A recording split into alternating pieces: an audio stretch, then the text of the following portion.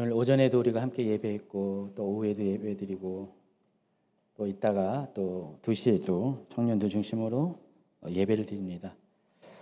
우리가 주일만 예배드리는 것이 아니라 우리 날마다의 삶이 계속해서 예배로서 하나님을 만나시길 바라고요. 여러분이 이렇게 주님을 놓치지 않는 방법은 계속해서 예배 안에 집중하는 것입니다.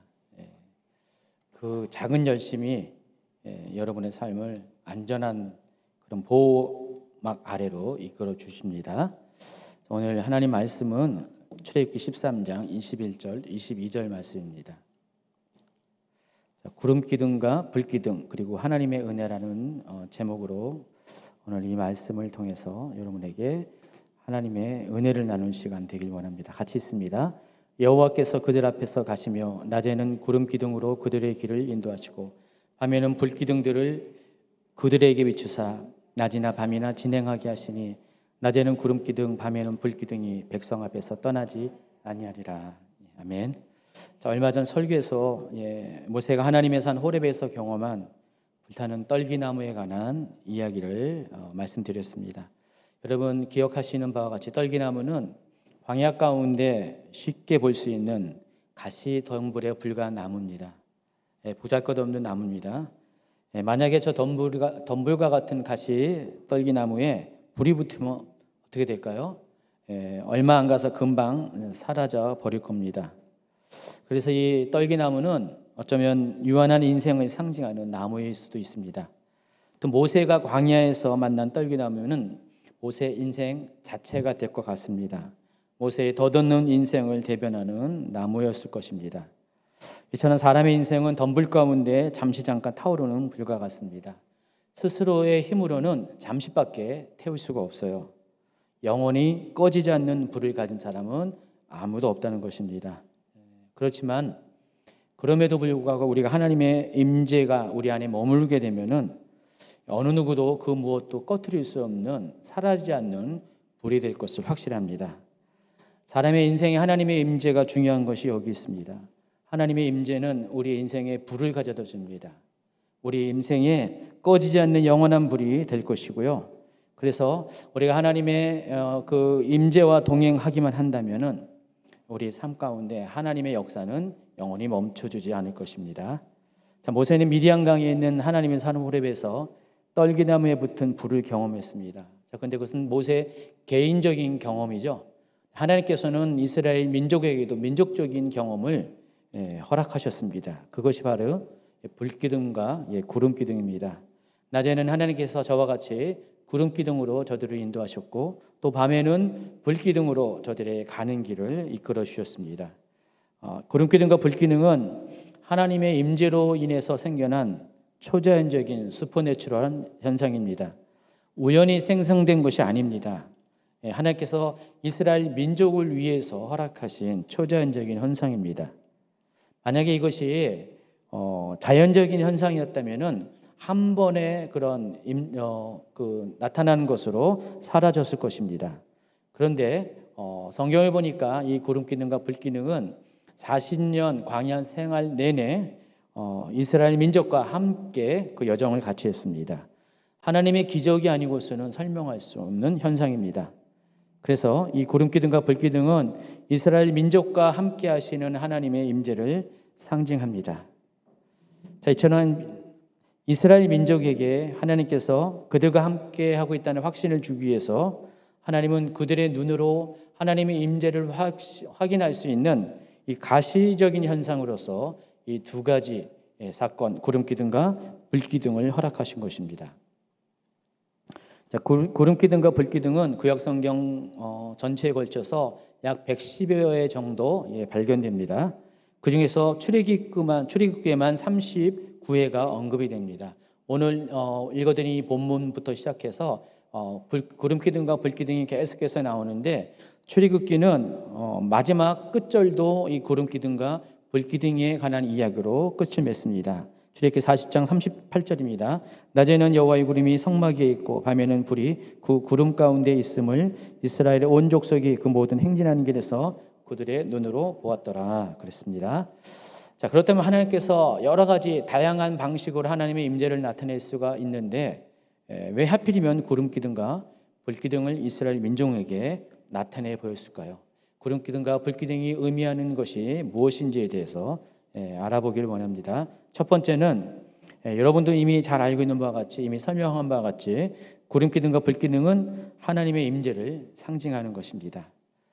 이스라엘 민족들은 광야 가운데 구름기둥과 불기둥이 서 있는 것을 보면서 하나님께서 지금 여기에 우리와 함께 계시다는 것을 곧바로 인식할 수가 있었습니다. 그렇지만은 이 구름기둥과 불기둥은 단순한 상징이 아닙니다. 실제입니다. 왜냐하면은 하나님께서는 구름기둥과 불기둥 안에 실존해 계셨기 때문에 그렇습니다. 출애굽기 14장 24절 세 번역으로 같이 있습니다. 새벽녘이 되어 주님께서 불기둥과 구름기둥에서 이집트진을 내려다보시고 이집트진을 혼란 속에 빠뜨리셨다. 보시면 주님께서 불기둥과 구름기둥에서 이집트진을 내려다보고 계셨다 그랬습니다. 하늘에서가 아니라 구름기둥과 불기둥 안에 하나님인 거기 실존에 계셨다는 것입니다. 그래서 사람들은 단지 구름기둥과 불기둥만 보았지만은 하나님은 그 안에 실존해 계셨던 것입니다. 그래서 구름기둥과 불기둥은 상징을 넘어서 하나님의 실제를 나타내는 것입니다. 자, 일이 있은 지 얼마 후 하나님께서는 모세에게 명하서 성막을 제조하라 하십니다. 특히 성막의 지성소 안에 하나님에게를 안치하게 하셨는데 그 지성소 안에 있는 하나님에게 그 언약궤의 뚜껑을 보시면은요, 저렇게 두 그룹 천사가 날개로 서로 마주하는 그런 조각을 이렇게 얹어놓은 덮개로 만들었습니다. 그래서 저 언약궤 뚜껑의 가운데 부분을 보면은 그 날개 바로 아래 정중앙을 가리켜서 속죄소 또는 시운소라고 부릅니다. 영어로는 궁율의 자리라는 뜻으로 the mercy seat이라는 표현을 합니다. 여러분, 이 seat이라는 단어, 의자라는 단어죠. 이 단어 속에 있는 게 의미가 누군가가 여기를 앉는다는 뜻입니다. 과연 누가 앉을까요? 여러분일까요? 당연히 아니죠. 하나님께서 여기 앉는다는 의미로서 궁율의 자리라는 그런 표현을 하는 것입니다. 그래서 하나님은 실제로 이 궁율의 자리에 좌정에 계십니다. 그리고 이곳에서 하나님께서 이스라엘과 함께 하십니다. 그런 용도로서 하나님께서 저 궁율의 자리를 만들 것을 명령하신 것입니다. 그리고 그 언약궤 위로 구름기둥과 불기둥이 솟아오릅니다. 여러분, 이스라엘이 행군하는 장면을 보세요. 여기 보면은 가운데 하이라이트된 그 원안에 있는 그 모습을 보시면은 파란색 천으로 덮은 곳 안에 언약궤가 있습니다. 이스라엘은 행군할 때는 저렇게 하나님을 상징하는 완전히 블루 컬러죠. 순 청색을 볼을 만들어서 보자기를 만들어서 이렇게 언약궤를 덮습니다. 모든 성물을 저렇게 덮습니다. 근데 그 언약궤 위에 구름이 솟아올랐어요. 그래서 하나님께서 지금 저 언약궤 위에 바로 그 시온자에 앉아 계신다는 것을 우리가 눈으로도 시각적으로도 이해할 수가 있습니다. 훗날 솔로몬 통해 성전을 짓게 하신 하나님께서는 다음과 같이 말씀하십니다. 열왕기상 9장 3절입니다. 그에게 말씀하셨다. 내가 나에게 한 기도와 간구를 내가 들었다. 그러므로 나는 내가 내 이름을 영원토록 기리려고 지은 이 성전을 거룩하게 구별하였다. 따라서 내 눈길과 마음이 항상 이곳에 있을 것이다. 하나님은 성전을 짓게 한 후에 하나님의 마음과 눈길을 그곳에서 떠나지 않게 하신다고 했습니다. 과연 하나님의 마음과 눈길만 떠나지 않을까요? 그렇지 않습니다. 하나님의 임재가 떠나지 않습니다. 하나님은 성전 안에 계시면서 성전에서 그 언약궤 위에 자정하셔서 거기에 보좌를 만드시고 언약궤 위에 자정하셔서 이스라엘 백성과 함께 하십니다. 물론 하나님은 속성상 편재성을 갖고 계신 분입니다. 하늘에도 계시고 땅에서도 계시고 이 세상 어느 곳에 다 하나님은 존재하시지만은 그럼에도 불구하고 하나님은 특별하게 구별된 장소에서 이스라엘 백성과 함께 하셨다는 것입니다. 여러분, 신약 시대에 이르러서 성도의 그 심령 안에 하나님께서 머무신다고 말씀하셨습니다.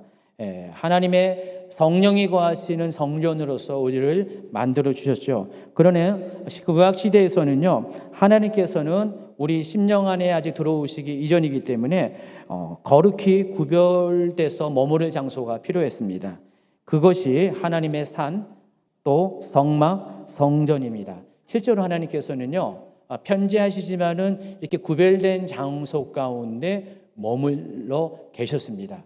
여러분, 이렇게 하나님의 시간이라는 개념, 절기라는 개념이 있죠. 절기라는 것이 어떤 건가요? 하나님이 정하여 놓고 인간들을 찾아오시는 그 시간이 절기예요. 모아딤이 그런 것입니다. 그래서 이 모아딤이라는 것은 약속된 시간을 의미해요. 하나님은 약속된 시간에 찾아오세요. 가령 안식일 날 찾아오시고요, 유월절에 찾아오시고, 일곱 절기 가운데 하나님은 꼭 찾아오십니다. 그래서 모든 절기들은 예배하는 성회로 모이게 됩니다. 그래서 하나님은 예배하는 장소에, 예배하는 사람들의 모임 가운데 그곳에 찾아오십니다. 그리고 하나님께서 특정하게 구별된 이 장소들을 하나님은 찾아오신다는 것입니다.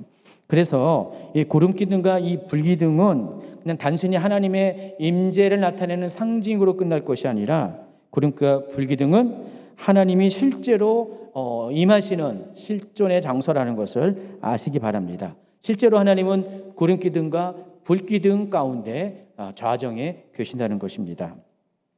출애굽기 33장 9절과 10절 한번 보겠습니다. 모세가 회막에 들어갈 때 구름 기둥이 내려 회막문에 서며 여호와께서 모세와 말씀하셨다 그랬습니다.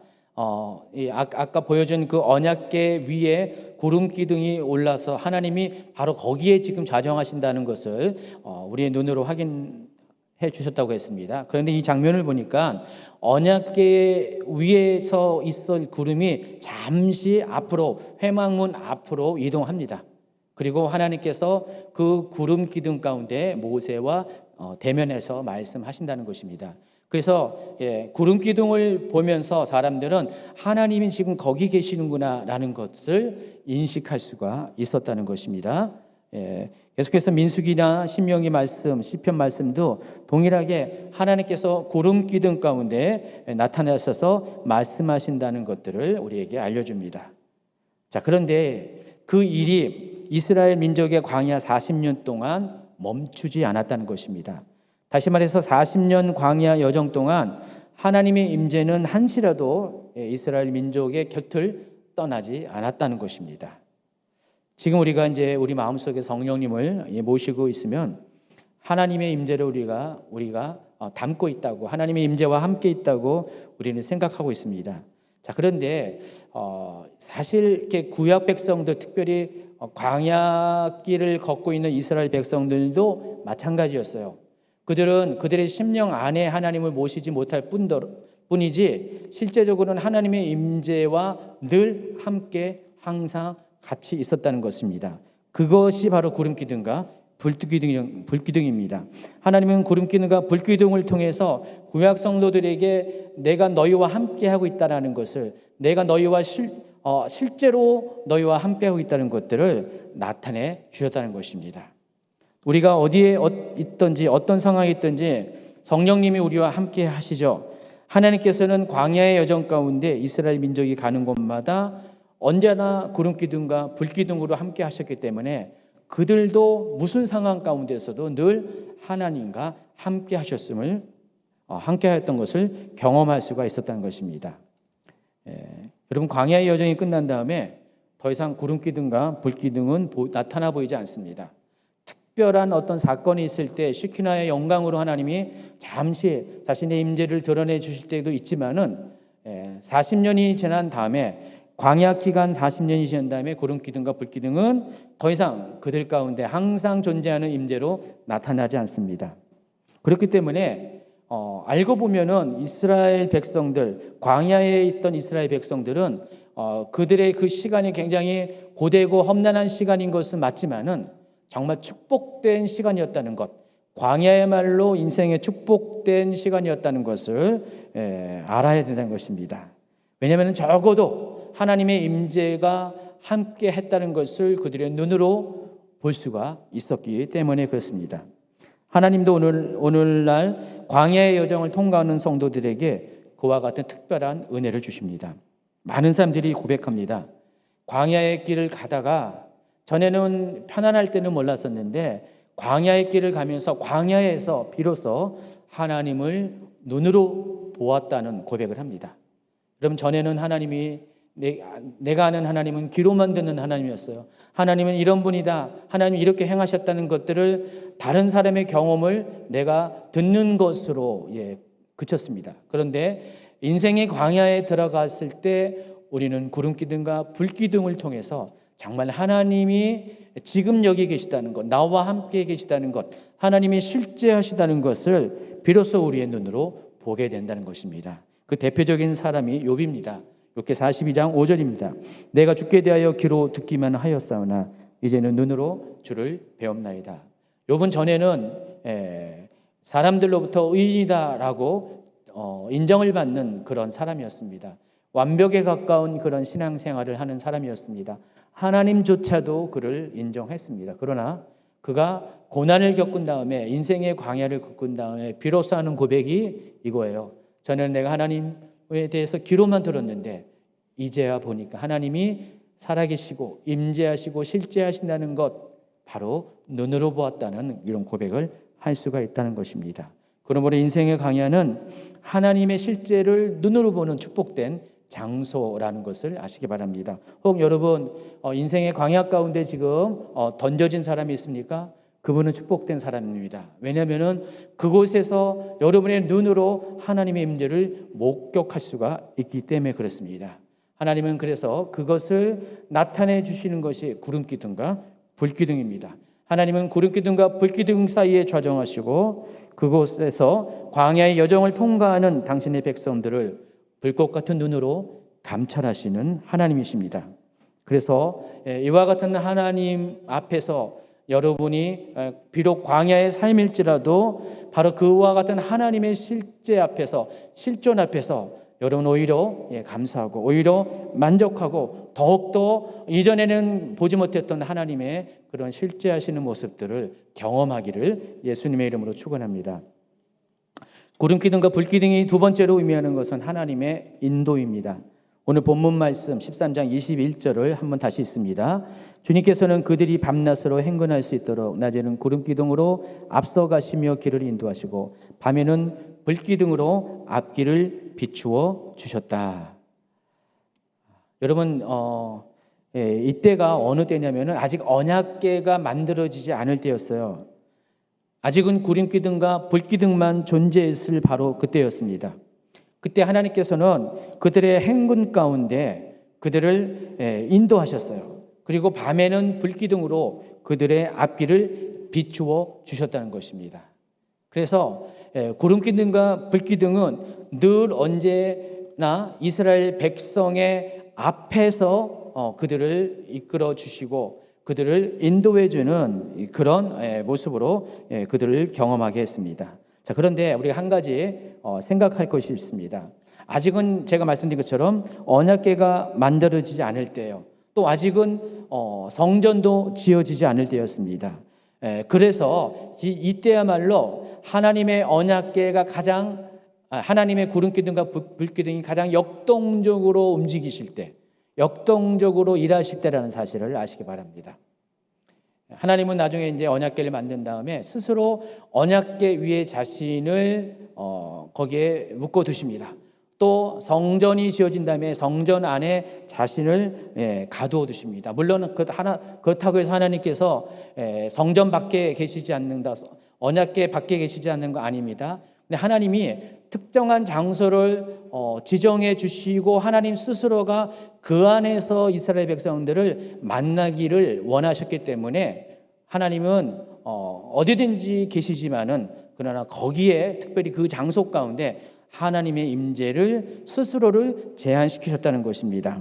그렇지만은 아직 그 언약궤나 성전이 지어지기 전에는 하나님의 임재는 정말 자유로웠습니다. 어디든지 원하는 곳에 하나님의 임재는 역동적으로 움직일 수 있었다는 것입니다.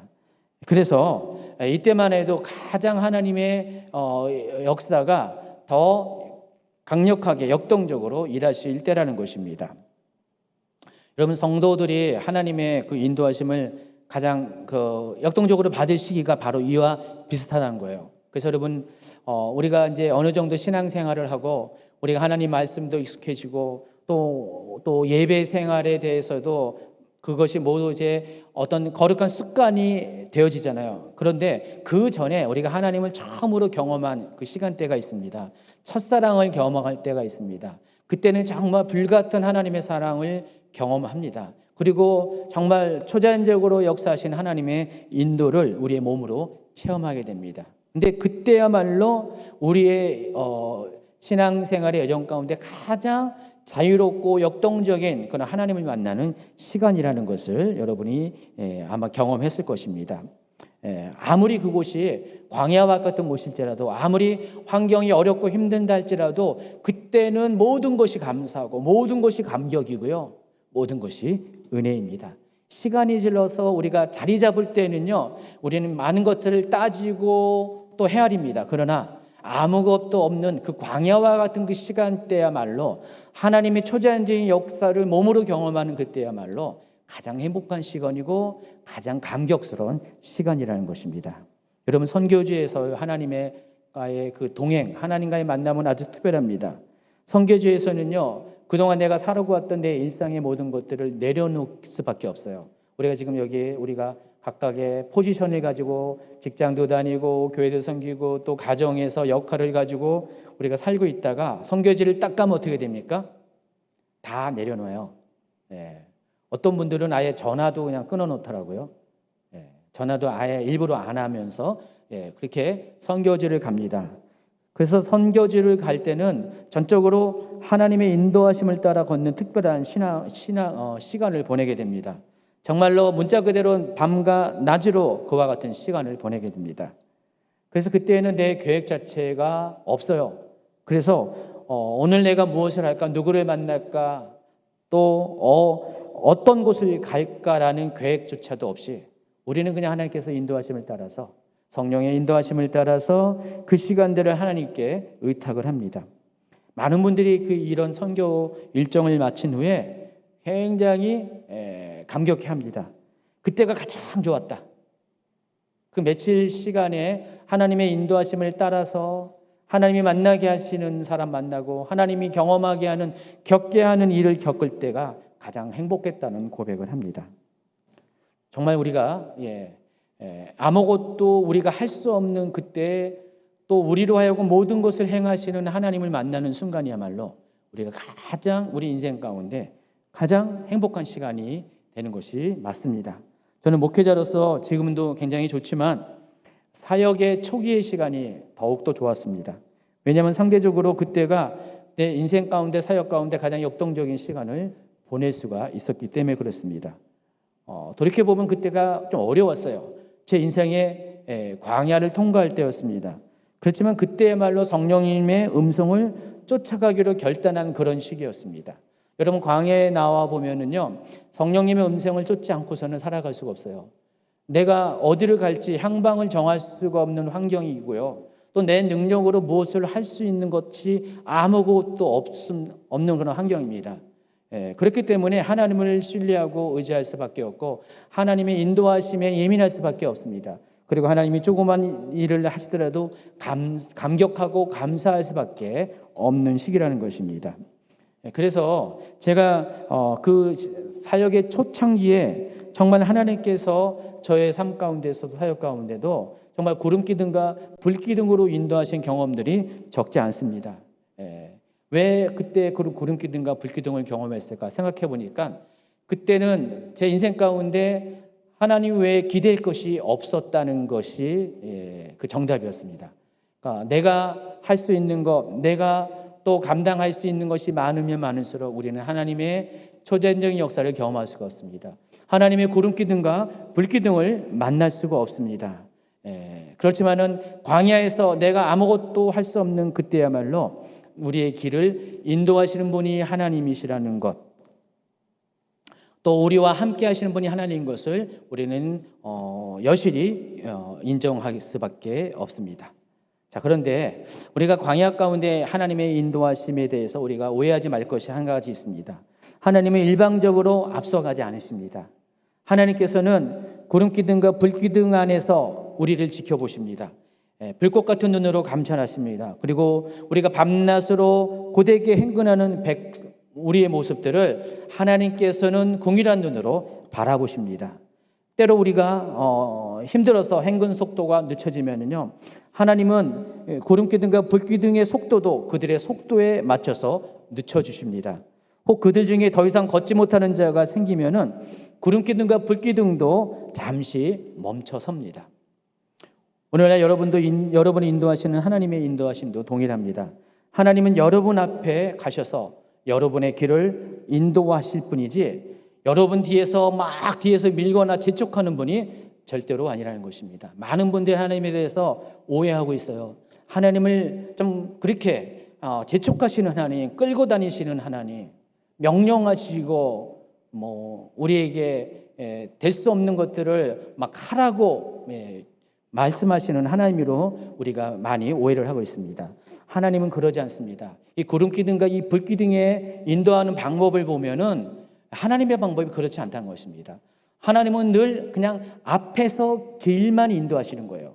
그리고 우리의 상황에 따라서, 형편에 따라 하나님은 우리의 모든 상황을 이해하시고 여러분의 아픔도 이해하시면서 우리가 필요할 때 하나님도 멈춰서시고, 우리가 움직일 때 하나님도 움직이시고, 또 때로는 하나님이 움직일 때 우리도 하나님을 따라 움직이고, 이런 식으로 늘 하나님의 역사는 우리와 동역하며 이렇게 움직이신다는 것을 아시기 바랍니다. 하나님은 여러분에게 무엇인가 요구하지도 않습니다. 하나님은 그냥 앞길을 비춰주시고 길을 인도하실 분입니다. 평탄한 곳이 될 수 있도록 인도하시고, 인생의 밤에는 어둠 가운데 길을 잃지 않도록 가야 할 곳을 비춰주시는 분입니다. 그래서 우리가 하나님을 그렇게 신뢰해야 돼요.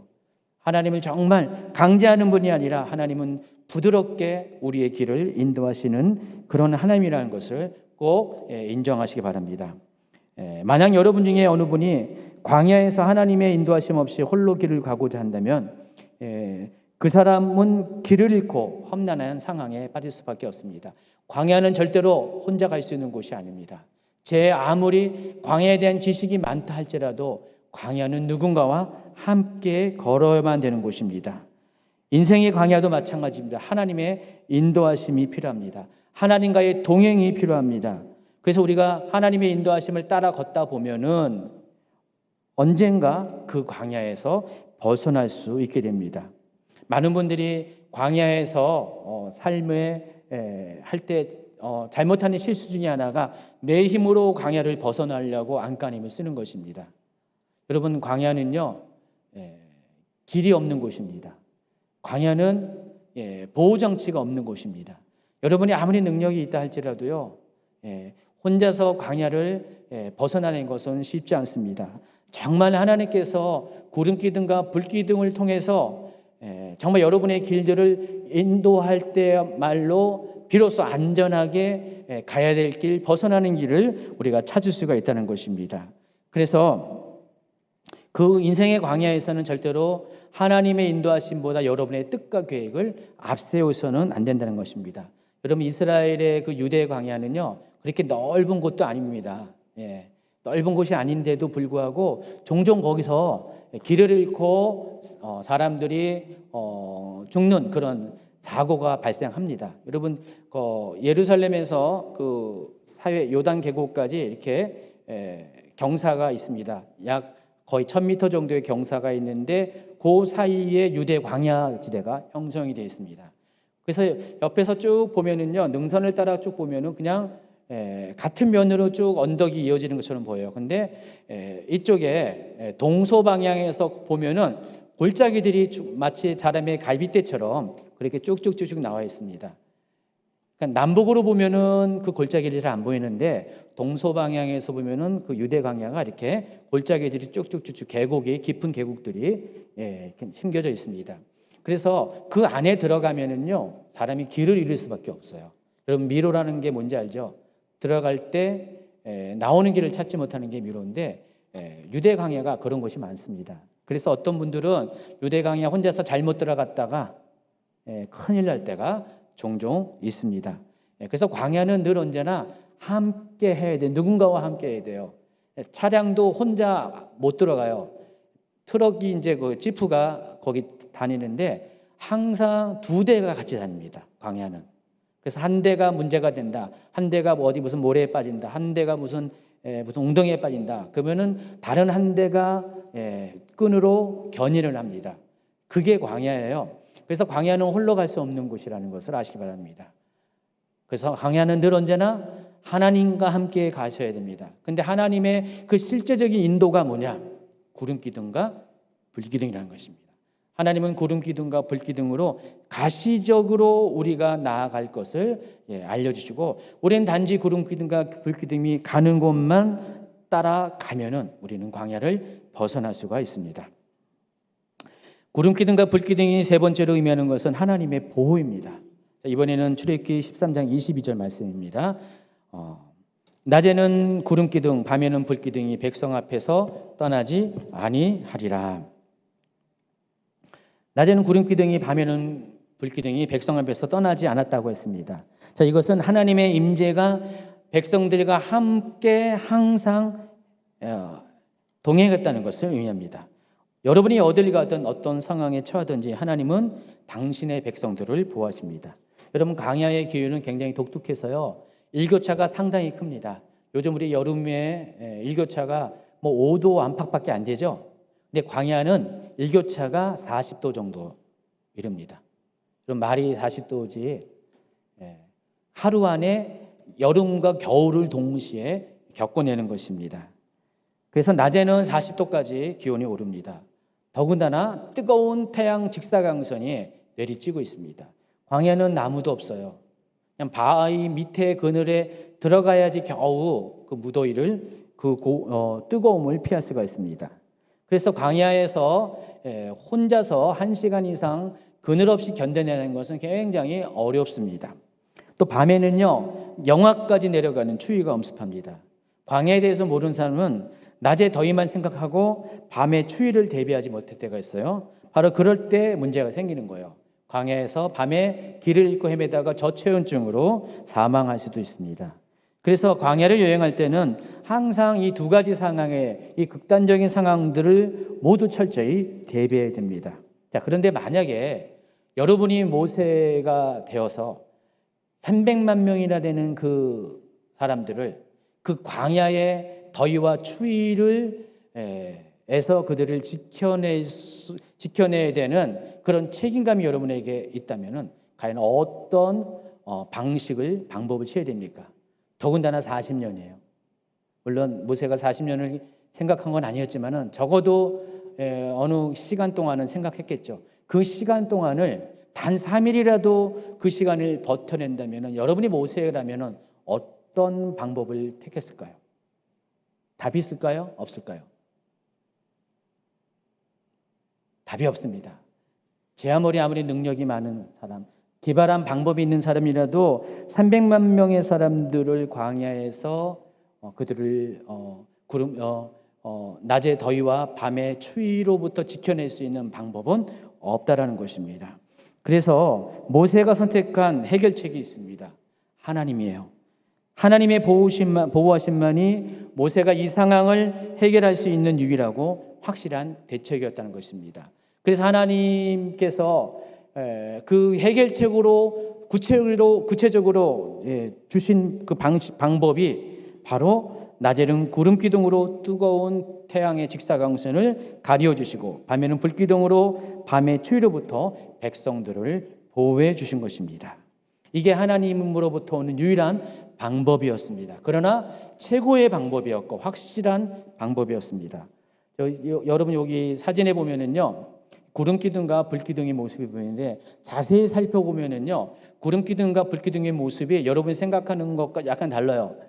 구름기둥, 불기둥 하니까 여러분들은 기둥만 생각했는데 아닙니다. 실제적으로 광야 가운데서 생성된 구름기둥과 불기둥은 기둥의 형태로 올라가다가 끝에 가서는 저렇게 넓게 퍼집니다. 여러분 300만 명이 지금 같은 장소에 모여 있거나 또 행군하면 어떻게 됩니까? 예. 그들이 차지하는 그 면적이 어느 정도 될까요? 적게는 수킬로 평방미터 되죠. 평방킬로미터 되고, 넓게는 수십 평방킬로미터가 됩니다. 굉장히 넓은 곳이 돼요. 그렇죠? 제가 지난번에 그 수요일 날 그 이스라엘 백성이 머물렀던 비하이롯 누에이바 그 장소가 여의도의 한 5, 6배 정도 되는 그런 해변가라고 그랬죠. 그 정도 돼야지 이스라엘 백성들이 300만 명이 장막을 치고 있습니다. 그러니까 위에 있는 구름도 그 정도의 넓이로 덮어줘야 돼요. 또 마찬가지로 밤에 있는 그 불기둥도 그와 같은 넓이로 덮어줘야 된다는 것입니다. 그래서 이스라엘 백성들은요, 실은요, 객관적으로 보면은 절대적인 그 광야의 그 날씨 기후는 덥고 또 너무 추운 그 낮과 밤의 극단적인 기후 환경이었지만은 실제로 이스라엘 백성들은 그걸 별로 못 느꼈어요. 늘 언제나 하나님께서 40년 동안 내내 낮 동안은 이렇게 구름 기둥으로 위를 덮어주셨어요. 여러분 중동 지역 가면은요 실제로 그렇더라고요. 기온이 30도도 안 됐는데 태양이 너무 뜨거워가지고요 굉장히 더움을 느낍니다. 그런데 그늘 안에 싹 들어가잖아요. 건물 그늘에 싹 들어가면 너무너무 시원해요. 너무 차이가 나는 거예요. 그러니까 실제로 이 사람들은 그 광야의 더위와 추위를 못 느꼈어요. 왜냐하면 40년 동안 내내 그 구름 기둥과 불 기둥이 40년 동안 내내 저녁에는 메추라기와 낮에는 아침에는 만나를 공급한 것처럼 하나님은 저녁에는 불 기둥, 낮에는 구름 기둥으로 늘 언제나 함께 하셨기 때문에 실은 광야는요 알고 보면은 좀 어려운 게 아니에요. 솔직히 말하면요 광야는 지금 여러분이 지금 이렇게 뜨거운 여름을 지내는 것보다 훨씬 더 편한 곳이었습니다. 물론 광야 자체에만 하나님 없는 광야 자체는 힘들었을 테지만은 하나님이 계셨기 때문에 이스라엘 백성들은 솔직히 광야에서 고생한 게 아니에요. 솔직히 말하는 겁니다. 광야에서 고생한 게 아닙니다. 그래서 하나님은 이와 같이 이스라엘 백성들을 실제적으로 보호해 주셨어요. 실제적으로 도와주셨다는 것입니다. 고생하지 않도록 해 주셨습니다. 여러분 솔직히 생각해보면 우리가 먹고 살려고 노동을 해야 되잖아요. 매일매일. 다니기 싫은 직장도 아침에 새벽같이 일어나기 싫은데 겨우겨우 억지로 일어나가지고 제가 옛날에 인천에서 서울로 출퇴근을 꽤 오래 했습니다. 그때 처음에는요 경인고속도로가 한 7시 전까지만 나가도 괜찮았었어요. 30몇 년 전 얘기하는 겁니다. 차가 많지 않을 때 괜찮았는데 시간이 가면 갈수록 점점 출근 시간이 빨라져요. 나중에는 6시 이전에 나가야 돼요. 그래서 옛날에는 제가 5시 50분에 집에서 나왔습니다.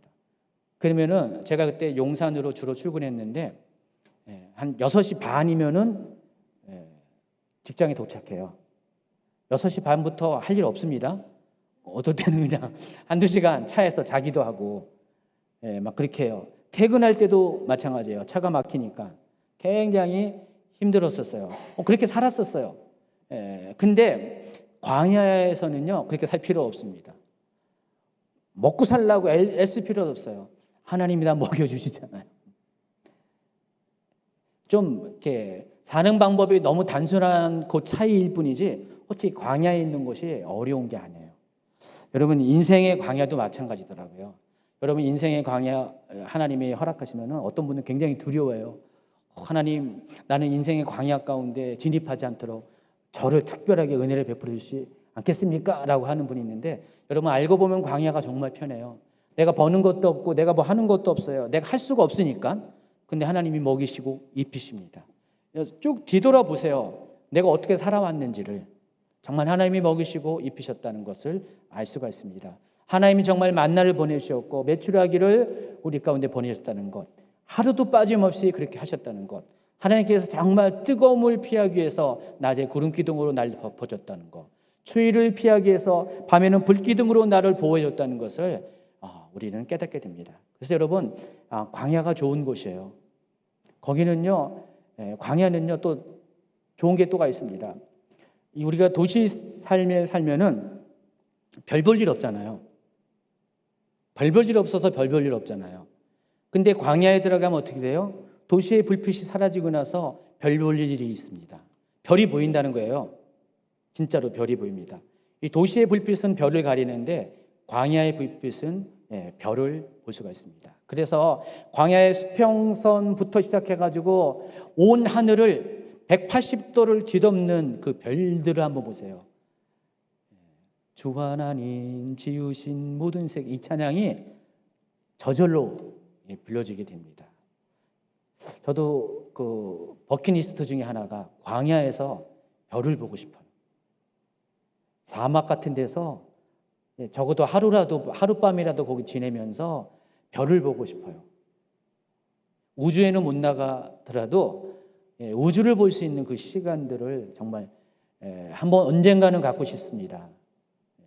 광야는 정말 좋은 곳입니다. 물이 없으면 어떻게 돼요? 하나님이 쓴물을 단물로 만들어 주시고요, 엘림을 만나게 하시고 무리바를 반석을 깨뜨려서 생수를 부어주시는, 우리는 아무것도 안 해도 하나님이 다 해주시는 곳, 그게 광야입니다. 광야는 또 즐거운 곳이에요. 왜냐하면 늘 항상 하나님을 목격할 수 있는 곳이에요.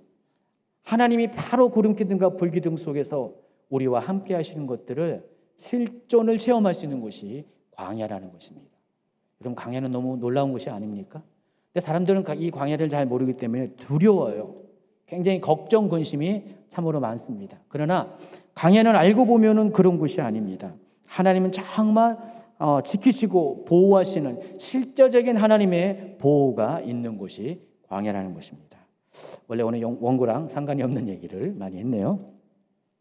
시편 121편으로 넘어갑니다. 시편 120편 5절, 6절, 7절을 보면은요, 여호와는 너를 지키시는 이시라. 여호와께서 내 오른편에서 내 그늘이 되시나니 낮에 해가 너를 상하지 아니하며 밤의 달도 너를 해치지 아니하리로다.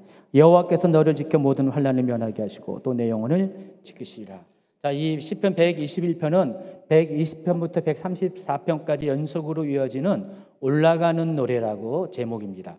어디로 올라가냐는 예루살렘 성전을 향해서 올라갈 때 부르는 노래입니다. 그래서 그 과정 중에 하나하나씩 불려지는 찬양시예요. 근데 두 번째 찬양시에 해당하죠. 여기 보니까 여호와는 너를 지키시는 이시라. 여호와께서 내 오른쪽에서 내 그늘이 되시나니 낮의 해가 너를 상하지 아니하며 밤의 달도 너를 해치지 아니하리라 그랬습니다. 이 상황이 어떤 상황이냐면은 이스라엘 사람들은 1년에 3번씩 반드시 성전에 모든 남자들은 예배하러 모여야 됩니다. 3대 절기 때 유월절과 맥추절과 초막절에 어디에 있든지 하나님의 성전이 모이게 되어 있습니다. 그래서 보통 이제 갈릴리에서 움직여서 예루살렘을 향해 가는 순례자들은 예루살렘에 도착하기 전에 여리고에서 하루를 묵게 됩니다. 여리고 성에서. 그래서 거기서 새벽에 문을 열고 출발을 하면은 밤 늦은 시간에 예루살렘 성에 도착할 수가 있어요. 거리가 그 정도 거리가 되는 거예요. 여리고는 해수면부터 약 299m, 300m 정도 내려가 있고요. 또 예루살렘은 그 시온산, 성전산은 760m 정도의 고지에 있습니다. 그러면 어떻게 해요? 1060m 정도의 산을 오른다고 생각하시면 돼요. 그것도 일반 산이 아니라 무슨 산이에요? 유대 광야의 능선을 따라서 오르는 겁니다. 그게 보통 그냥 정상적으로 제대로 가면은 10시간, 12시간 정도 가는 거리입니다. 그 거리를 가요. 근데 광야라고 했잖아요. 광야는 해가 무지막지하게 뜨겁습니다. 직사광선, 나무가 없잖아요. 그늘이 없잖아요. 그 낮 시간 동안은 거기 그 뜨거운 태양을 그대로 맞이하고 갑니다. 또 밤에 어떻게 없습니까? 아까 말씀드린 것처럼 광야는 추위가 엄습합니다. 추위를 뚫고 지나가야 됩니다. 그 10시간 이상의 그 순례길을 하나님께서 그 순례자를 보호하기 위해서 어떻게 해요? 정말 오른편에 그늘이 되셔서 구름이 되셔서 낮에 해가 상하지 않도록, 또 밤에 추위가 그를 해하지 못하도록 지켜주신다는 것입니다. 아마 이 시편 이 120편의 이 고백은 이스라엘 백성이 광야에서 구름기둥과 불기둥으로 하나님의 인도함을 받았던 그것을 기억하면서 추억하면서 이 시편을 지었을 것이라고 생각을 합니다. 이처럼 하나님께서는 당신을 예배하기 위해 나오는 자들을 지키시고 보호하시는 분이십니다. 여러분이 하나님을 정말 예배하기 위해서, 하나님을 만나기 위해서 여러분의 삶이 광야길을 통과하게 된다면 하나님께서 여러분의 모든 것을 책임져 주신다는 것입니다. 여러분, 출애굽기 14장으로 돌아가면은요, 출애굽기 14장 19, 20절입니다. 한번 같이 읽어볼까요? 이스라엘 진압해 가던 하나님의 사자가 그들의 뒤로 옮겨가매 구름기둥도 앞에서 그 뒤로 옮겨 애굽진과 이스라엘 진 사이에 이르렀으니 저쪽에는 구름과 흑암이 있고 이쪽에는 밤이 밝음으로 밤새도록 저쪽이 이쪽에 가까이 못하였더라. 자, 이 장면이 이런 것입니다. 이스라엘 백성이 비하이롯에 들어왔습니다. 앞에는 홍해가 가로막고 있습니다. 근데 뒤에는 이집트 군대가 그들을 추격해서 금방 따라잡아서 그들을 막고 있습니다. 오도 가도 할 수 없는 그런 상태, 막다른 상황 가운데 그들이 놓여져 있습니다. 그리고 밤새도록 하나님께서 홍해의 물을 가르고 있고 하나님이 가르시는 홍해의 물을 그들은 기다리고 있었습니다. 길이 열릴 때까지 기다리고 있었습니다. 길이 열리면 건널 수가 있지만 아직 길이 열리지 않고 뒤에는 이집트 군대가 지금이라도 쫓아와서 이스라엘 백성들을 공격할 수 있는 만반의 준비를 갖춰 있었습니다. 자, 그런 상황 가운데, 그 긴박한 상황 가운데 지금까지는 하나님의 구름기둥과 불기둥이 이스라엘 진영 앞에 있었어요. 그런데 이 순간에 구름기둥과 불기둥이 어떻게 했습니까? 자리를 바꿔서 이스라엘 진영과 이집트 군대 사이로 위치 이동을 합니다. 그리고 그 가운데서 이스라엘 쪽에는 아마도 불기둥이 있었을 거예요. 불기둥이 빛을 비추고 또 저쪽에는 구름기둥이 그들에게 어둠을 가져다 줍니다. 지금 여러분 이 장면에는요, 여기는 자세히 묘사되지 않지만은 보통 낮에는 구름기둥, 밤에는 불기둥이죠. 근데 이 장면에서는 구름기둥과 불기둥이 동시에 등장해요. 동시에 등장해서 이스라엘 쪽에는 불기둥, 또 저쪽 이집트 진영에는 구름기둥이 자리를 잡니다. 그래서 그들이 감히 이스라엘을 침범하지 못하도록 막아줬어요. 자, 구름기둥과 불기둥의 역할이 뭡니까? 하나님의 임재, 또 하나님의 인도, 또 여기서 뭐예요? 하나님의 보호하심을, 실제적인 보호하심을 말하고 있다는 것을 알 수가 있습니다. 계속해서 이어지는 24절, 25절을 보면은 이스라엘 백성이 홍해를 건넌 후에 그들을 추격하는 이집트 군대를 하나님께서 그들을 바다에 몰살시키는 장면이 나오는데, 그때도 보면은 하나님께서 구름기둥과 불기둥 사이에서 이집트 사람들을 내려다봤다는 것을 여기 표현을 하고 있습니다. 그래서 하나님은 대적들을